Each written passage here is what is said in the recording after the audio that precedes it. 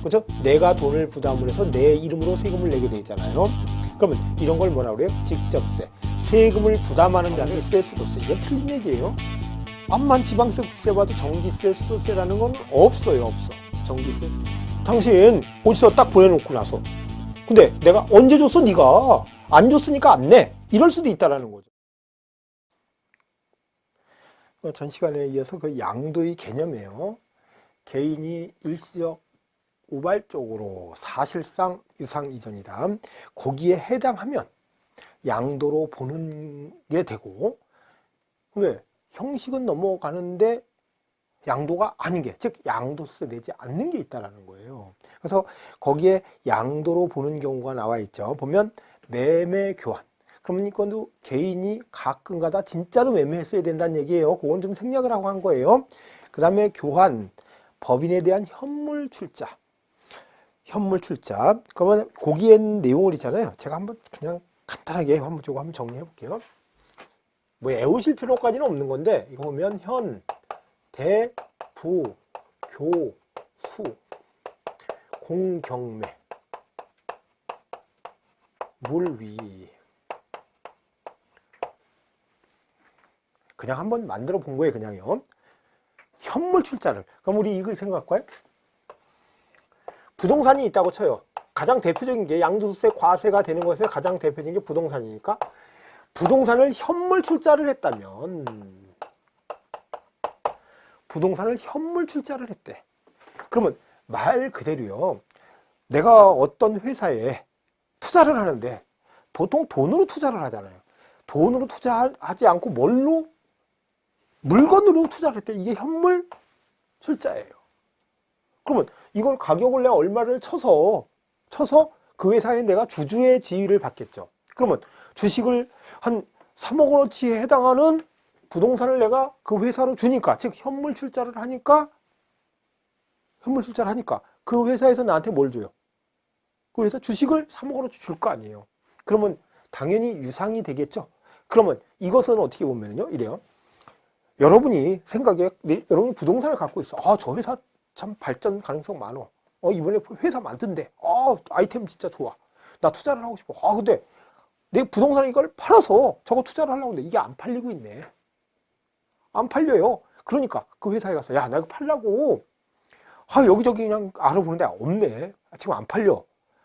그러면 그 회사에서 그래. 아니, 그러면 우리 회사 4억도 질 땅이 좀 필요하니까 그거를 우리 회사에 출자를 해. 3억 원어치 가니까 3억 원어치 주식을 당신한테 줄게. 이럴 수 있잖아요. 그럼 뭐예요? 결론적으로 내 입장에서는 부동산을 팔아서 그 팔은 돈 가지고 주식을 산 거하고 똑같나요? 그렇죠. 그러기 때문에 나 양도소득세 내야 된다라는 거예요. 이 현물 출자가. 그 다음에 대물 변제 해볼까요? 이거는 뭐예요? 돈 대신 부동산으로 변제를 하는 거예요. 친구한테 돈을 빌렸어. 야, 좀 쓰고 줄게. 근데 도대체 갚을 방법이 없네. 그러던 차에 어차피 내가 갖고 있던 저 부동산 좀 팔아서 빚 갚으려고 그랬는데 안 팔려. 친구한테 야, 저거 팔릴 때까지 좀 기다려줘. 그랬더니 야, 그러면 나 너한테 돈 받아서 나 진짜 땅 하나 살려고 그랬었는데 그 땅을 나한테 줘. 이럴 수 있겠죠. 그러면 내 입장에서는 뭐예요? 돈 대신해서 뭘로? 부동산으로, 즉 물건으로 빚을 갚는다는 거예요. 대물 변제. 또 마찬가지로 여기 보면요, 이런 거 있어요. 손해배상 위자료. 이거 한번 볼까요? 손해배상 위자료. 어떻게 하다 보니까 사고가 났어. 사고가 나서 교통사고가 났다고 쳐요. 그래서 그쪽에다가 위자료를 줘야 돼. 이 위자료는요, 고의 과실이 있을 때예요. 고의 과실이. 또 이혼시 위자료 주는 거 있죠. 이것도요. 마찬가지예요. 그러면 고의 손해배상이거든, 이거는요. 근데 내가 손해배상을 1억을 해줘야 돼. 근데 돈이 없어. 내 부동산으로 줄 수도 있겠죠. 뭐하고 똑같아요? 대물 변제. 마찬가지야. 부동산 물납, 세금을 우리 재산세 같은 경우에 부동산 물납할 수 있죠. 재산세를.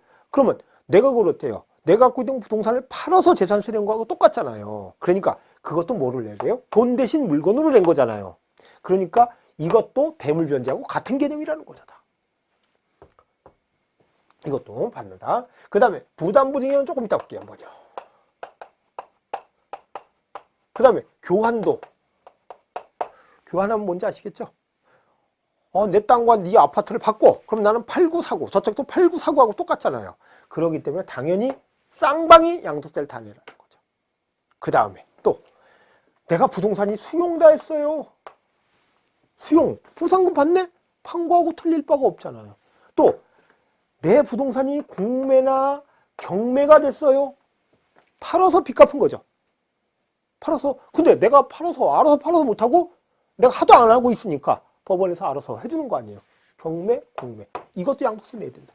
또 매매, 가장 대표적인 거죠. 부동산을 매매를 했다? 양도세 내는 거죠. 이런 것들도 전부 다 뭐와 같다라는 거예요? 매매와 같다. 이렇게 생각하시면 된다라는 거죠. 매매와 같다. 그러면 여기에 지금 설명을 안 드린 것은 요 부담부 증여가 있는데 요게 아주 그냥 골치가 좀 아파요. 그래서 한번 볼게요. 부담부 증여. 우리 증여는요. 증여 받으면 좋나요? 굉장히 좋죠. 근데 여러분 증여는 단독행위예요, 계약이에요? 당연히 계약이죠. 당연히 계약이죠. 내가 이거 줄게. 그러면 상대방이 알았어요. 고마워요. 청약 승낙이죠. 근데 만약에 이게 계약이 아니라면 어때요? 증여를 해주면 그냥 무조건 받아야 된다는 얘기 아니에요. 그러면 우리 집에 쓰레기는 앞집에다 전부 다 증여를 해버리지. 안 되겠죠.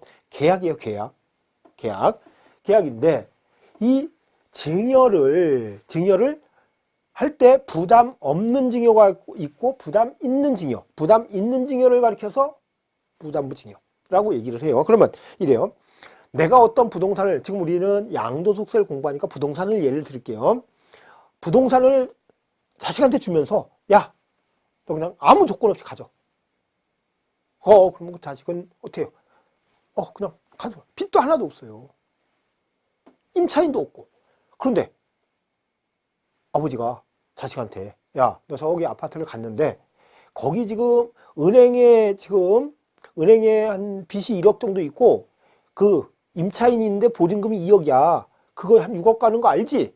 그러면 6억이 가는데 네가 그거 나중에 그 세입자 나갈 때 보증금 2억 그거 네가 다 해.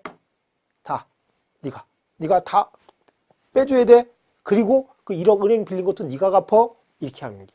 이게 뭔가 보면요. 자식한테 어때요? 실질적으로 주는 것은 6억이라고 봤을 때 3억 빚을 넘겨주고 6억짜리 주택을 주잖아요. 그럼 실질적으로 받은 건 얼마만 받게 돼요? 3억만 받게 된다는 거죠. 그래서 이거요.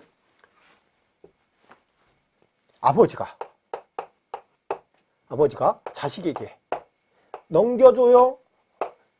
이런 주택이 있는데 이게 6억짜리인데 빚이 채무가 3억이 있었어. 아까 말한 은행빚하고 임차인하고 요거를 고스란히 자식으로 넘어줬어요. 이런 것을 뭐라고 그런다고요? 여기 빚을 그냥 4억이라고 해놓을게요. 나중에 좀 약간 혼동이 될 수 있으니까 4억이래. 그러면 자식은 증여를 받았으니까 뭐를 내야 돼요? 증여세를 내야 되겠죠.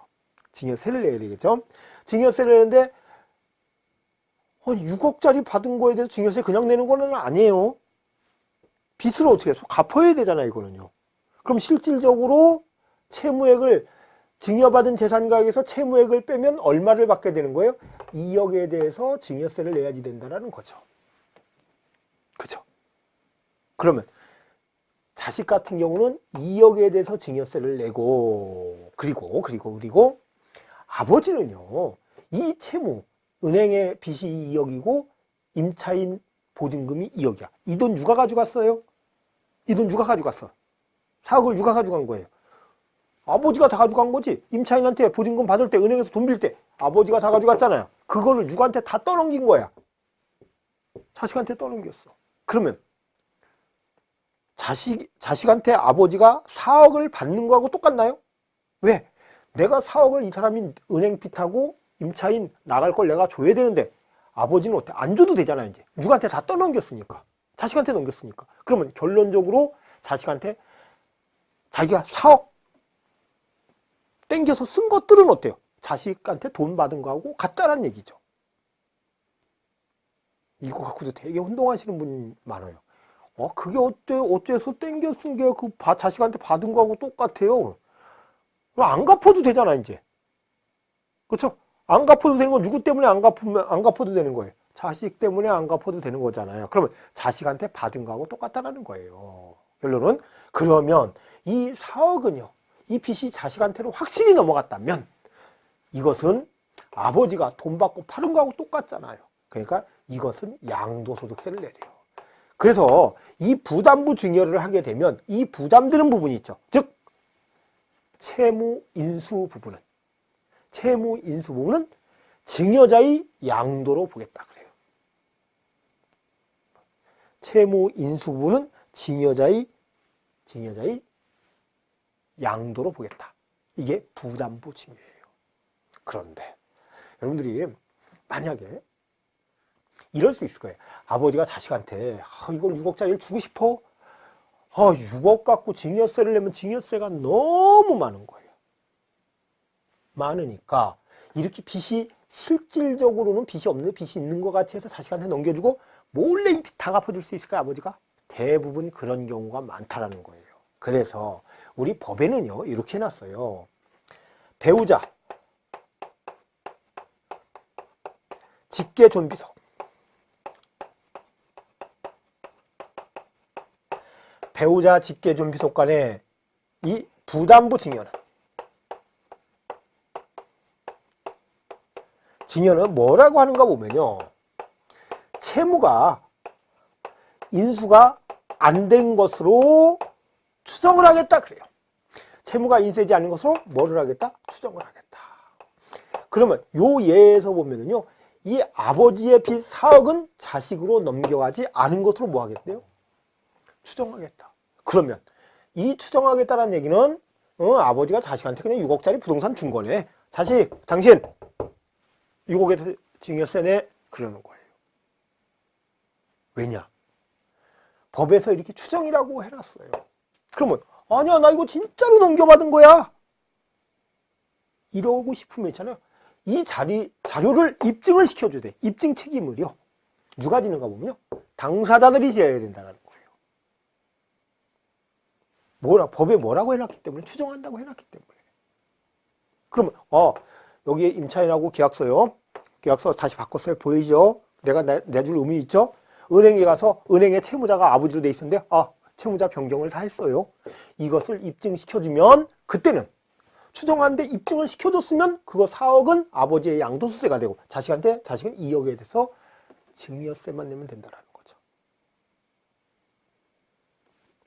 근데 세금을 받을 때는요.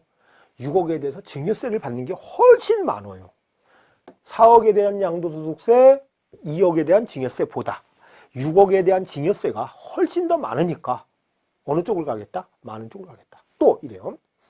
증여세가 많다 보니까 배우자 직계존비속 사이에 이런 경우가 있거든요. 매매를 하게 되면 이때는 뭐라고 하는가 하면요. 증여 추정. 증여한 것을 추정. 그러면 양도소득세 안 낸다라는 거예요. 매매를 했어도 뭐 했기 때문에 증여로 뭐가 되기 때문에 추정이 되기 때문에 아니 아버지 집을 자식이 산다든지 이럴 수 있겠죠. 그런데 분명히 아버지가 자식한테 팔고 자식한테 받은 돈을 가지고 아버지는 전원생활한다고 지방에다 샀어. 그러면 그 돈 흐름이 딱딱 나오나요? 그렇죠. 그러면 그것도 여기도 추정했기 때문에 당사자들이 인정을 하면 돼. 와서 내 이 돈이 어디서 났고 이걸 줬더니 아버지는 이 돈을 어디다 썼다 이게 정확히 나온다면 입증이 된다는 거죠. 요런 경우는 요럴 경우에는요. 일단은 양도가 아니에요. 양도가 아닌데 추정을 상대방이 입증을 하면 그때는 뭐가 된다는 거죠? 양도가 된다는 거예요. 양도가 된다. 그런 내용이에요. 그래서 그 양도로 보는 경우에 이런 게 전부 다 또 시험 문제니까. 그래서 그 뒤에 페이지 보면 그런 거 나왔네요. 부담 없는 증여, 부담 있는 증여, 그래서 부담부 증여죠. 그 제가 사례를 다 설명을 드렸어요. 설명을 드렸으니까 하나 보시면 되겠고. 그 다음에 그 세 번째, 손해배상에 있어서 당사자 간의 합의 또는 법원의 확정 판결에 의한 위자료 지급에 가름한 부동산 등이 소유권을 이전을 해준다면 그때도 뭐가 된다? 양도가 된다라는 거죠. 양도가 된다. 양도다, 양도다 이렇게 얘기를 하는 거죠. 그 다음에 양도로 보지 않는 경우, 소유권은 넘어가는데 양도로 안 본다라는 거예요. 소유권은 넘어가는데 양도로 보지 않는다. 거기에 나와 있는 게 거기에 1번 볼까요? 증여 또는 기부 등에 의한 무상양도. 뭐 양도라고 할 수는 없어 사실은요. 이전이죠. 무상 이전이죠. 당연히 증여 기부를 했어요. 그럼 나 양도세 낼 필요 없죠. 두 번째, 도시개발법 등에 따른 환지 처분으로 지번이 변경, 보류지로 충당되는 경우. 이런 거 있죠. 우리 환지 처분이 돼갖고 내가 갖고 있던 땅이 팍 줄잖아요. 환지 처분이 되면은 이럴 경우에 그 내가 땅이 우리 감보된다고 얘기를 하고 있죠. 그 감보되는 만큼은 뭐가 되는 거예요? 감보되는 것만큼은 채비지로 충당이 되는 거잖아요. 그렇죠? 충당되고 또 공사비로도 납부를 하는 거고 그러다 보니까 당연히 그때는 내가 양도가 아니다라는 거죠. 그 다음에 채무의 변제를 담보하기 위하여 자산을 양도하는 계약 체결 시 이런 거예요. 내가 누구한테 돈을 빌려주는데 내가 돈을 빌려줘. 돈을 빌려주면서 근데 내가 꼭 잘못하면 뛸 것 같아. 야, 네 부동산 내 앞으로 등기를 넘겨놔. 왜? 팔지도 않았는데. 담보로. 담보로 뭐 저당권 설정하지. 그러면 안 하려면 말고. 알았어. 소유권 넘겨줄게. 좋아. 넘겨주고 내가 돈 갚으면 너 다시 나한테 넘겨줘야 돼. 이런 약정을 하고 돈을 빌려줬어요. 이런 것을 뭐라고 그랬냐면요. 양도 담보라고 그래요.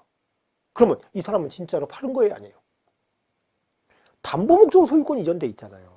그러니까 이럴 경우에도 양도가 아니다 라는 얘기고, 그 다음에 네 번째, 공동소유 토지의 지분별 단순 분할. 단 지분율이 변동되는 경우에는 지분율이 감소된 자로부터 지분율이 증가한 자에게 양도한 것으로 본다. 이렇게 돼 있네요. 그러면 취득세에서 공유물 분할 이런 거 배우셨죠? 공유물 분할. 그게 그 내용이라고 생각하시면 돼. 그냥 토지를 내 거 줄 거 주고 받을 거 받고 이렇게 하는 거. 이런 예를 한번 들었죠? 사과를 1,000원어치씩 사갖고 둘이서 1,000원 내고 1,000원 내서 2,000원짜리 사과를 사서 반 딱 잘라서 갖는 게 뭐예요? 공유물 분할이죠. 그때 내가 사과를 처음에 1,000원어치만 산 거잖아 어차피. 근데 자르기 전까지는 전체 중에서 반절을 갖고 있었죠. 어딘지를 몰라. 근데 자르고 나니까 위치가 특정된 거잖아요. 이런 걸 뭐라고 그래요? 그냥 공유물 분할이라고 그래요. 이럴 때는 양도가 아니다. 소유권은 넘어가요. 양도가 아니다라는 거죠. 그 다음에 다섯 번째 보시면 매매 원인 무효에 의한 소유권 이전. 매매 원인 무효. 이거 볼까요? 한번요. 갑과 을 간에 매매를 했는데 어떻게 했는가 보군요. 사기 강박에 의해서 했어. 사기 강박에 의해서 했어요. 그러면 갑이 사기 강박을 당해서 을한테 소유권을 넘겨줬어요. 돈도 얼마? 시세가 한 10억 가는데 1억에 팔았어. 막 이상한 소문을 내갖고. 이럴 경우에 갑은 이 사람을 상대로 소송을 할 수 있죠. 소송에서 승소 판결을 받았어요. 그러면 매매 원인이 뭐가 됐어요? 무효나 취소가 됐다라는 거죠. 무효나 뭐가 됐다? 취소가 됐다. 무효나 취소가 됐다면 양도로 보지 않겠다라는 거예요. 않겠다. 그 다음에 재산분할 청구. 이혼 시 재산분할. 양도로 보지 않아요. 이거 시험 문제에 아주 잘 나와요. 취득세와 더불어서 취득세에서 공유물 분할 또 이혼 시 재산분할 이것은 중과기준세율을 뺀 세율을 적용한다고 했거든요. 그러다 보니까 여기에서는 양도가 아니다 이렇게 얘기를 하고 있다. 그 다음에 토지 효율적 이용을 위한 지적경계선 변경을 위한 토지를 교환하는 경우. 이건 뭐 새로 들어간 내용인데요. 토지의 효율적 이용이래요. 효율적 이용을 위한 지적경계선 변경을 위해 토지를 분할하는 경우는 어떻게 하겠다? 이것도 교환을 하면 당연히 양도가 돼야 되잖아요. 교환. 여기 교환 같은 건 당연히 양도가 돼야지 되는데 양도로 보지 않겠다라는 거죠. 않겠다. 이것은 뭐 비과세로 봐주는 게 사실은 맞는 거예요. 비과세로 봐주는 게 맞는 거고. 이렇게 보시고 그 다음에 거기 보시면 이제 81쪽에 취득 시기와 양도 시기가 있네요. 취득 시기, 양도 시기. 이런 거 비슷한 거 봤던 것 같아요. 취득 시기는 어디서 들었죠? 들었는데 어디서 들었나요? 지방세법 중에서 취득세에서 취득 시기가 있었어요. 취득 시기가 있었는데 양도소득세에서는요. 취득 시기와 양도 시기 하고 있어요. 취득 시기와 양도 시기, 취득 시기와 양도 시기. 그런데 왜 이게 양도소득세에서 필요한가 보면은요. 여러분이 만약에 어떤 사람은 그냥 진짜 투자를 잘하는 사람이야. 부동산을 샀다가 팔았는데 1년도 안 됐나? 한 1억 투자했다가 3억이 돼버렸어요. 귀재죠? 이게 팔았어요. 이 사람과. 어떤 사람은 그냥 그래. 땅을 1억에 샀는데 이 사람도 3억에 팔았는데 10년 만에 3억이 된 거야. 그러면 세금은 누가 더 많이 내야 돼요? 남는 돈은 똑같이 2억 남은 거야. 누가 더 많이 내야 돼요? 조금 갖고 있다 판 사람이 많이 내야 된다는 얘기죠. 왜? 갖고 있었던 기간이 뭐하니까? 짧기 때문에 그래요. 그러면 갖고 있었던 기간이 짧은지 길은지는 어떻게 판단할 것이냐? 이게 취득 시기와 양도 시기예요. 내가 어느 부동산을 샀어요? 산 날을 뭐라고 그래요? 취득 시기. 내가 어느 부동산을 팔았어요? 팔은 날을 뭐라고 그래요? 양도 시기라고 하는 거예요. 그러면 사서 가지고 있다 팔아요. 이 기간을 뭐라고 그런다고요? 보유 기간이라고 얘기를 해요. 그러면 그 보유 기간, 갖고 있었던 기간이 짧으면 세금이 많고 길면 세금이 적어지게 만들어준다는 거예요. 그래서 이 보유 기간에 따라서 보유 기간, 갖고 있었던 기간을 뭐라고 그랬죠? 보유 기간. 보유 기간은 뭐예요? 산 날로부터 판 날, 취득일로부터 양도일까지. 다시 말해서 취득 시기로부터 양도 시기까지를 보유 기간이라고 얘기를 해요. 이 보유 기간에 따라서요. 세비장이 달라지고 있다.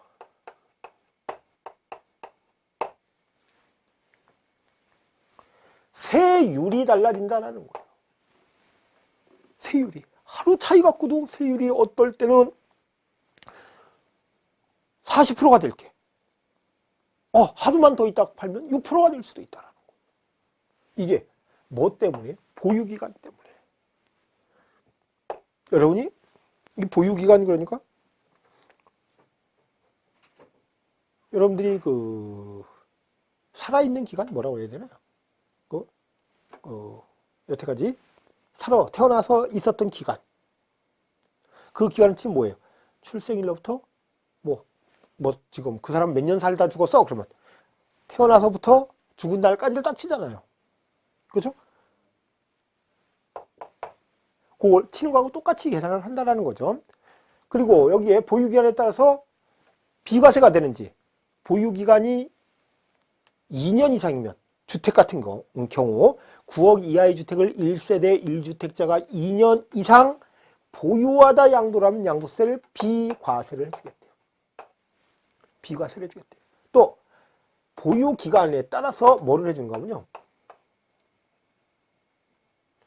장기 보유 특별 공제를 해주겠다. 오래 보유하면 특별하게 공제를 해주겠다는 거예요. 오래 보유하면 특별하게 공제해주겠다. 왜? 오래 보유하면요 물가가 상승해요. 화폐 가치가 하락을 해. 그러다 보니까 오래 갖고 있으면요 공제를 해주고 있다. 그래서 종합부동산세에서는 장기보유 공제 거기도 있었는데 5년 이상이거든요. 근데 양도소득세에서 장기보유 특별공제는요 3년 이상만 갖고 있으면 공제를 해주는 제도가 있어요. 토지 건물을 3년 이상 가지고 있다 팔면 3년 이상 갖고 있다 팔면 장기보유 특별공제라는 걸 해줘요. 이게 뭐 갖고 따지겠다? 보유기간 갖고 따지겠다. 이런 게 결정이 된다는 거예요. 그러면 여러분들도 이제 내가 어느 부동산을 팔 때 내가 이번 달에 팔아야 되냐 아니면 다음 달에 팔아야 되냐 이런 것도 여러분들이 이런 거를 받으시면 선택을 하실 수가 있는 거죠. 이렇게 볼게요. 그 다음에 그러면 이 취득 시기와 양도 시기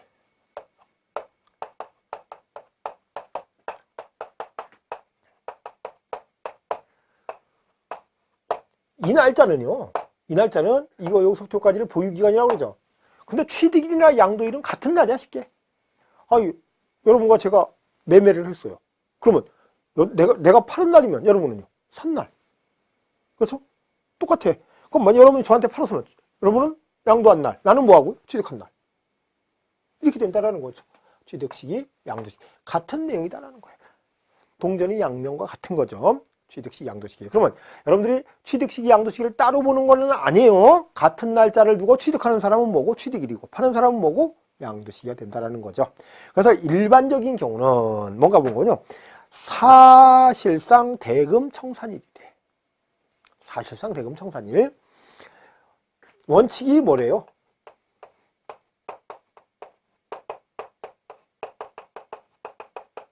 지금 제가 만약에 여러분이 저기 보셨던 거 있죠? 우리 취득세에서 보셨던 것들 있죠?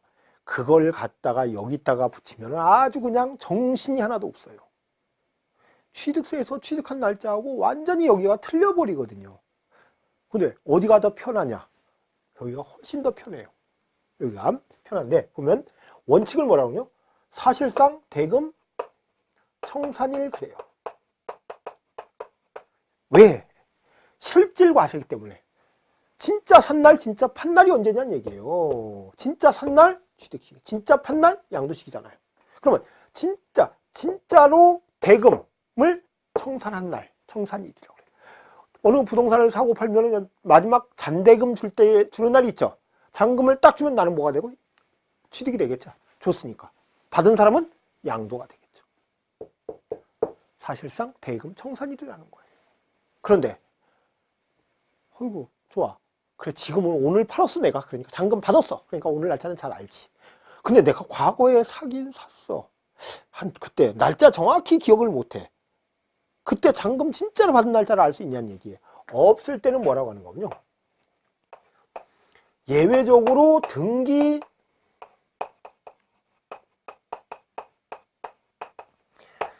접수일이 되는 경우가 있다는 거예요. 요게 불분명하다면.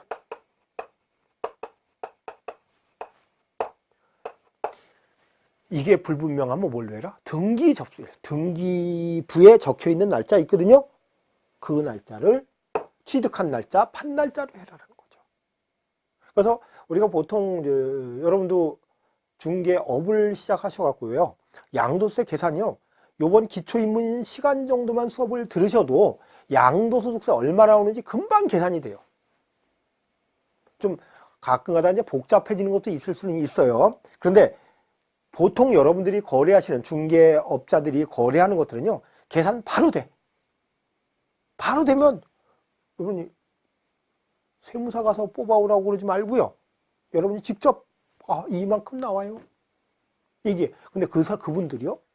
공인중개사가 세금 계산해주면은 양도세 계산해주면 아유 저 사람 똑똑하네 그러고 말 것 같아요? 절대로 안 그래. 어디 가냐? 세무사 사무실 한번 가봐요. 근데 똑같아. 근데 세무사 사무실 가면 한 5만 원 정도는 받아요. 그거 서면 계산을 해주면요. 그것도 5분도 안 걸리는 걸 갖고. 그러면 그분이 생각을 할 때 어때요? 우리 공인중개사를 아주 다시 볼 수도 있겠죠. 그렇게. 그러니까 요거는 잘 배워두시면 여러분들도 팔 때 지금 어떤 선택하는 거를요 잘 할 수 있다는 거예요. 그런데 그 보유기간이 하루 이틀 때문에 이런 거 받을 수도 있고 이거 받을 수도 있고 싼 세율이 적용될 수 있는데도 못하는 분들이 가끔가다 있어요. 근데 등기 다 넘겨놓고 와서는 안 된다는 얘기예요. 그러니까 그런 것을 잘 알았는데 그러면 산 날짜, 판 날짜는 거의 대부분 알아요. 산 날짜를 모를 때는 뭐다? 사실상 대금 청산일을 불분명할 때는 등기 접수일이다. 불분명할 때 또 이럴 경우 있거든요. 사실상 대금 청산일을 알아요. 아는데 등기를 좀 그때 미리 했어. 그 사람이 등기를 빨리 넘겨줘야 된대. 그래서 알았어. 내가 등기를 먼저 했어. 잔금은 나중에 줬어. 사실상 대금 청산일이 분명한데도 불구하고 뭐를 먼저 했다고요? 등기를 먼저 했다. 등기 접수일이 됐다라는 거죠. 이렇게 예외에 먼저 전에 등기를 했다. 이럴 경우에는 뭐가 되겠다? 등기 접수일이 취득 양도시기가 된다는 거죠. 그게 일단은 중요한 걸 잘 체크를 하시고, 그 다음에 두 번째 보시면 뭐 명의개서 같은 경우는 주식의 소유자 바꾸는 거죠. 주식의 소유권 이전을 명의개서라고 얘기를 하는 거예요. 근데 그런 거는 많이 저기 할 거 없고, 두 번째 장기 할부 매매가 있네요. 우리 취득세에서는 연보취득이라는 게 있어서 2년 이상이었었거든요. 여기에서 장기 할부 매매는 1년 이상. 1년 이상에 걸쳐서 파는 거. 부동산을 이렇게 파는 경우가 1년 이상에 이렇게 장기 할부 매매를 할 수 있을까요? 여러분들이 이제 볼 거예요. 지금 부동산 가지고 하면은 얘기가 잘 안 돼. 그래서 예를 들을 거는 있잖아요. 여러분이 자동차 한번 생각해 볼까요? 자동차. 여러분이 자동차를 샀어요. 사는데 자동차 뭐 현찰 주고 사는 사람 많나요? 별로 없지. 뭐 선수금 뭐 한 30% 내고 나머지 이제 할부로 내는 경우도 많잖아요. 그렇죠? 그러면 자동차를 사는데 자동차를 사는데 할부로 샀어요. 할부로 사면 내 차가 되는 날은 언제예요? 할부금 다 내는 날? 아니에요. 그러면 언제라고 하는 거군요. 거기 보시면 소유권 이전 등기 접수일, 인도일, 사용 수익일 중 빠른 날. 이런 자동차 딜러가 차를 먼저 임시번호 판다고, 아니면 내가 어떤 회사, 자동차 회사 가서 그거 출고된 거 다른 사람이 운전대 앉는 거 싫으니까 내가 바로 가서 할 때, 그럼 인도를 받은 거죠. 그럼 내가 된 날이야. 또 이럴 수 있어요. 그걸 사다가 그냥 나올 때 번호판을 아예 먼저 붙여갖고 올라면, 번호판 붙이려면 어떻게 해야 돼요? 등록을 해야 되죠. 자동차 등록 사업소인가요? 거기다 등록을 해. 등록을 하면 소유권 이전 등기가 됐으면 그때 내 거야. 또 그 자동차 딜러가 자기가 잘 탁송을 받아서 보관을 하면서 제가요 그 썬팅도 좀 이렇게 해드리고 공기청정기도 하나 좀 달아드리고 또 요새는 뭐 그런 거 있잖아요. 블랙박스 그것도 좀 달아드릴게요. 그래서 그게 또 뭐 썬팅 같은 거 이렇게 이런 거 저런 것 때문에 시간이 좀 오래 걸려서 올 수 있죠. 튜닝을 하냐고 오래 걸릴 수 있죠. 그러면 그때까지는 나는 내 앞으로 자동차 등록도 안 해놨어. 내가 넘겨받지도 않았어. 등록도 안 됐어. 그러면 갖다가 넘겨줄 때 가지고 와서 내가 받으면 내 거가 되는 거죠. 그래서 소유권 이전 등기 접수일, 인도일, 사용 수익일 중에서 빠른 날을 취득 양도한 것으로 보겠다. 이렇게 하고 있어요. 이걸 부동산하고 관련을 시키지 마세요. 시험 문제 지문에는 자주 들어갔어요. 근데 부동산과 관련되면 이해가 안 되니까. 그 다음에 무상 승계 취득. 무상으로 공짜로 취득을 했다. 이럴 때는 상속을 받은 상속 개시일, 증여는 증여 받은 날이 되죠. 자가 신축 건물. 내가 건물을 진 거예요. 그러면 내가 건물을 진 건 취득만 하는 거죠. 그러면 언제래요? 사용 검사 필증 교부일, 또 사용 승인일 또는 사실상 사용일 중에서 이것도 역시 빠른 날이라는 게 원칙은 이거지만, 사용 검사 필증 교부일이지만 예외적으로 사용 승인일, 사실상 사용이 될 수도 있다. 그 다음에 환지 받은 토지 있네요. 환지 받은 토지. 환지 받은 토지는 이렇죠. 내가 어떤 땅을 갖고 있어요. 내가 이 지목이 전이었었는데 이거를 2000년 5월 3일 날 샀어요. 2000년 5월 3일 날 사갖고 있는데 이 동네가 도시개발 사업을 하면서 나한테 어떻게 주는가 보면 이거를요 이렇게 줘요. 탁 도로하더니 나한테 내 땅을 요만큼을 주는 거야. 반듯하게 이렇게 해서 이게 뭐가 되냐? 대가 돼 버렸어요. 대가 돼 버렸어. 그러면 땅은 많이 줄었지만 도로로 나가고 또 채비지로 충당이 되고 이거 양도 아니죠. 아닌데 대로 바뀌었다. 근데 이게 바뀐 때가 환지 처분 공고가 있은 게 2015년 뭐 12월 5일이에요. 2015년 12월 5일이야. 그러면 내가 땅이 대로 받은 날은 얼마야? 이거고. 내가 여기 그 전에 전을 이런 노란색 토지를 갖고 있었다가 대로 땅을 바꿔받았죠. 그러니까 뭐예요? 환지. 그럴 때는 환지 전 토지의 취득일. 환지 전 토지는 뭐예요? 전이죠?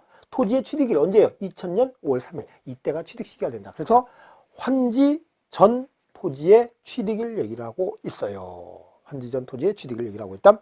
그 다음에 소유권이 환원된 자산. 내가 팔았는데요. 원인무효가 돼서 다시 나한테 들어올 수 있죠. 그럼 내가 산 날짜는 언제 된다?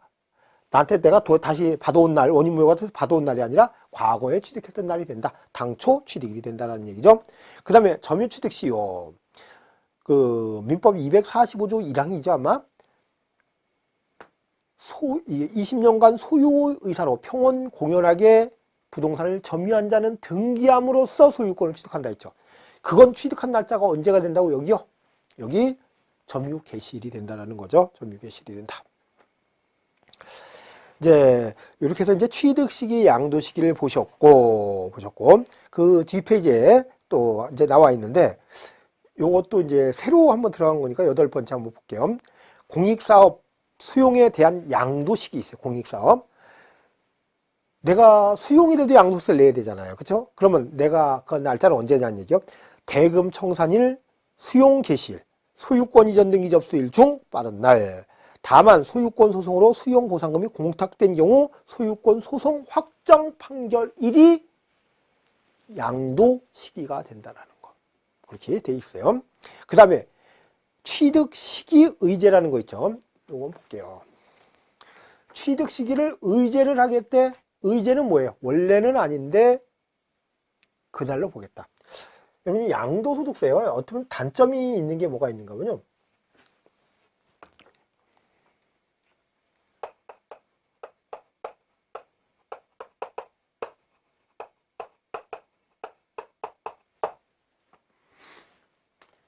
장기 보유와 단기 보유.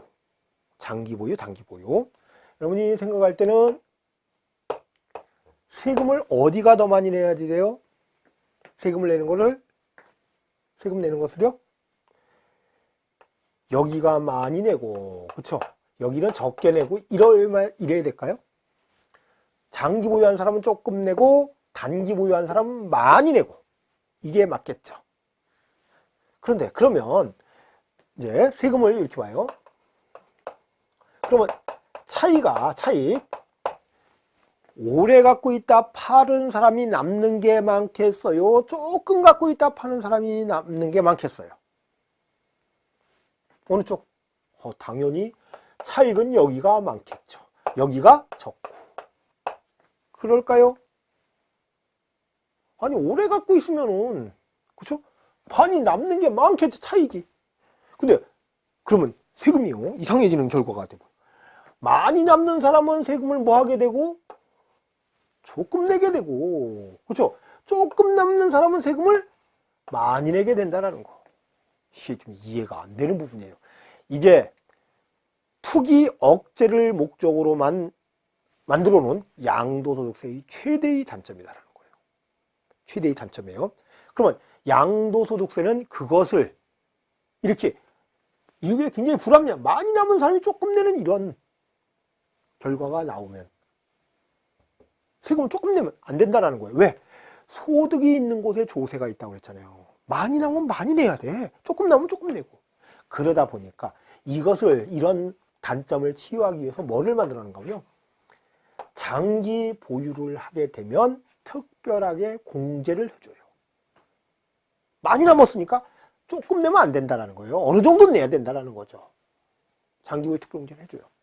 그러면 여기는 이런 장기 보유 특별 공제를 안 해준다. 그 장기가 몇 년이라고? 3년이라고 보시면 될 거예요. 3년이라고 보시면 될 거예요. 이렇게 해주고 있다. 그런데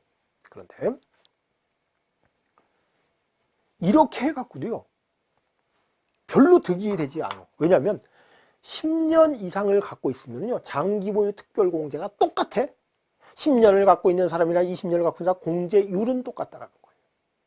그래서 아주 오랜 3, 40년 갖고 있는 사람은 아무런 득이 없어요. 그러다 보니까 하나 만들어 놓은 게 뭔가 보면요. 어떤 분이요. 그냥 극단적인 예를 들게요. 63년에 100만 원 주고 산 게. 지금 2015년에 팔려고 그러니까 100억이 됐어. 이럴 수도 있을까요? 이 정도는 될 것 같아. 이 정도의 100만 원 몇 년이에요? 2015년이니까 한 65년으로 치고 그러면 50년이에요. 50년. 그렇죠? 50년이면 이게 근데 50년 전에 100만 원하고 지금 100억하고 값어치가 아주 이게 더 비쌀 수도 있어요. 그런데 양도소득세는요? 하다 보면 골치가 아파요. 아니 차익은 얼마예요? 오래 보유하니까 999억 9,900만 원이네. 그렇죠? 그렇게 돼. 그러면 거기에 대해서 세금을 하면은 뭐 해준다고요? 장기보유 특별공제 해준대. 그럼 장기보유 특별공제 얼마 해준다고? 30% 해줘. 그러면 그냥 남는 돈이 거의 100억이야. 그쵸? 30% 공제를 해줘봤자 남는 돈의 30% 하면 얼마야? 70억이 남는 돈이 돼버린다는 얘기네. 30억을 공제를 해줘도. 그럼 70억의 세금을 내면은 한 40% 내야 될걸. 그러다 보니까, 이분은 투기하는 사람이에요. 아니에요. 투기하는 사람이 분명히 아니죠. 투기하지 않는 사람. 이런 사람은 있잖아요. 너 이게 이때 산 게 아니라,